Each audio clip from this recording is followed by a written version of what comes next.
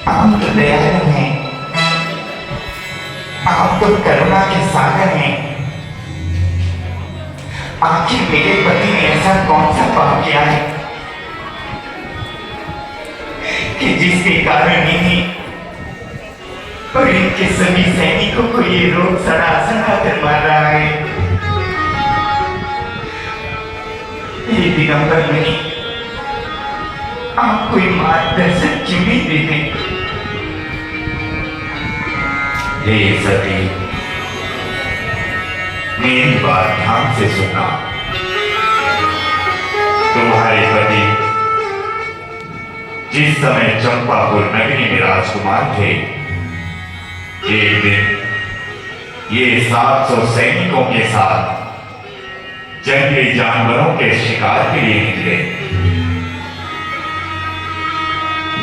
उस समय एक दिगंबर मुनि उसी जंगल में बैठकर साधना कर रहे थे।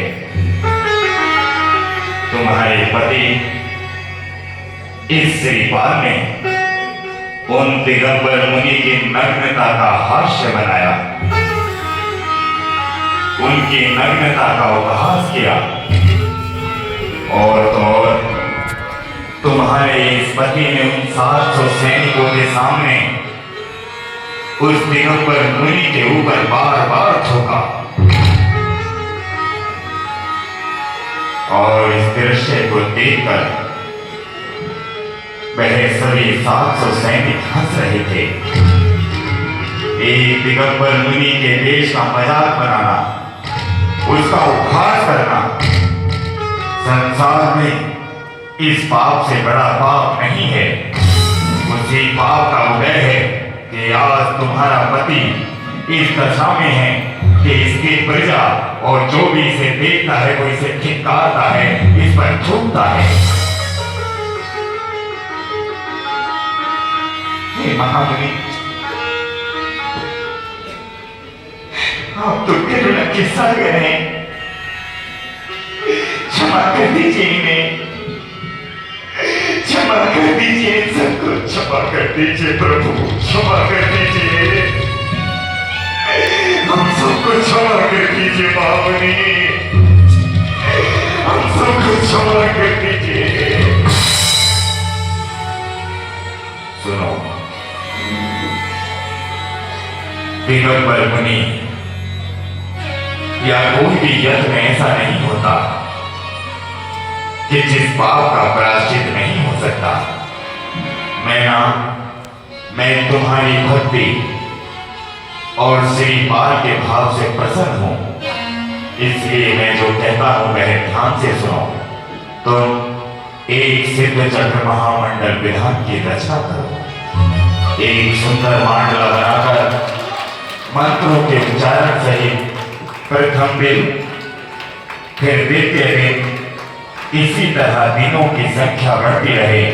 उन मंत्रों के साथ साथ अष्ट दिनों के अर्घ्य की भी संख्या बढ़ती रहे।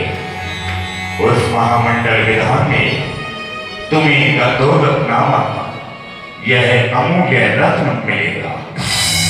उस गंधोदक के जल से इनके ऊपर छिड़काव करना और तब तक करना जब तक यह स्वस्थ ना हो जाए, साफ ना हो जाए।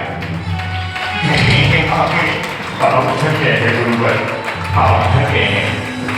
तब सुंदर सा मांडला रत्नों के चूर्ण इत्यादि से मैना तैयार करती है, और प्रथम दिन कामर, द्वितीय दिन उन अर्घों की संख्या दुगनी हुई, फिर तीसरे दिन 3 गुना। और हमारे दादा गुरु आरण्य डीपी कौशिक जी क्या लिखते हैं? अपने पति के कष्ट मिटाने सती चली, अरिहंत प्रीति वंदना में बन की लौलकी। अपने पति के कष्ट मिटाने सती चली, अरिहंत प्रीति वंदना में बन की लौलकी।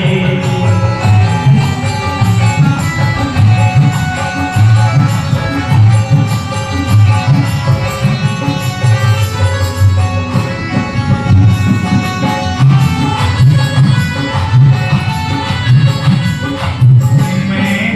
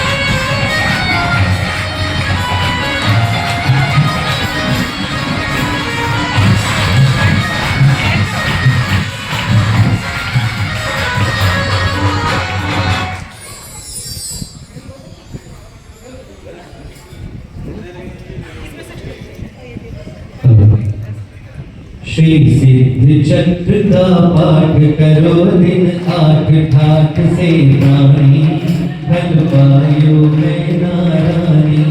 गंधोदक छेदक वसुदिन में, नहीं रहा कोष्ठ किंचित तन में। गंधोदक छेदक वसुदिन में, नहीं रहा कोष्ठ किंचित